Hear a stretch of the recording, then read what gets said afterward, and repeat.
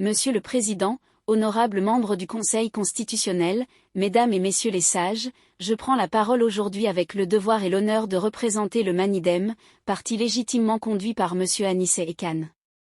Permettez-moi de rappeler cette célèbre phrase d'Albert Camus, « Mal nommer les choses, c'est ajouter au malheur du monde ». En effet, un rapport que nous avons consulté affirme de manière inexacte qu'il y aurait, dans le cadre de cette procédure, une double investiture. Cette notion suppose qu'un même parti politique aurait désigné 2 candidats. Ce n'est pas le cas. En réalité, il n'y a aucune confusion possible, le Manidem n'a investi qu'un seul candidat, M. Boris Canto, désigné par l'unique instance légitime du parti. Les apparences contraires sont le fruit de manipulations grossières qui ne doivent pas tromper cette juridiction.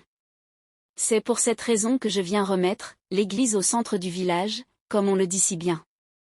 Je rappelle que depuis le congrès du 2 juin 2018, M. Yebga Dieudonné a été exclu du parti par résolution, et cette décision a été communiquée officiellement au ministère de l'Administration territoriale, MINA, avec preuve de dépôt daté du 6 juin 2018.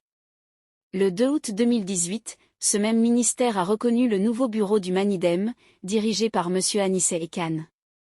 C'est ce bureau qui a investi tous les candidats du parti aux élections législatives et municipales de 2020, et c'est encore lui qui reçoit les subventions officielles de l'État jusqu'à ce jour.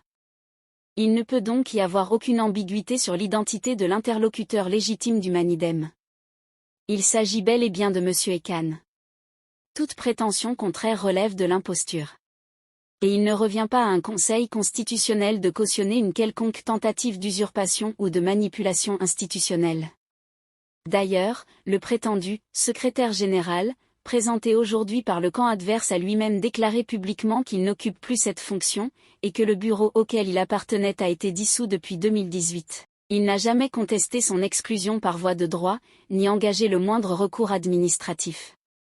Il a donc acquiescé à sa radiation du parti. Par conséquent, il n'a aucune qualité pour agir, parler ou représenter le Manidem. Honorables membres, une exclusion actée et non contestée produit des effets juridiques définitifs.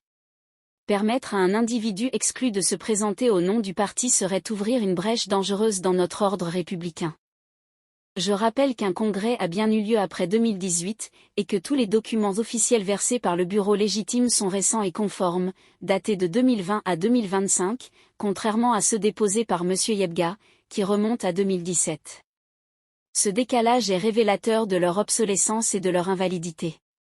Je m'interroge également sur le comportement ambigu d'Élections Cameroun, Elecam, dans cette affaire. Dans le passé, des cas similaires, Paul Biya à Kermuna, ont été traités avec rigueur. Pourquoi, dans ce cas précis, Elecam semble-t-il valider une imposture flagrante, au mépris des faits établis? Il est urgent de ne pas laisser prospérer une telle injustice.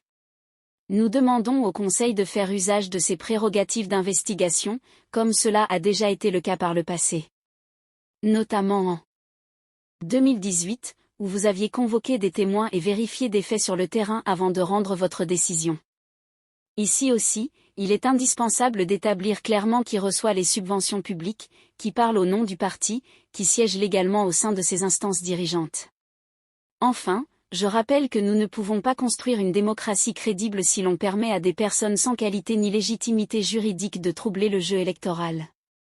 Le MINA n'a pas vocation à décider des candidatures, encore moins à en imposer au mépris des règles internes des partis. Si ça vous a plu, n'oubliez pas de vous abonner et de cliquer sur la cloche de notification, pour ne pas rater mes prochaines vidéos.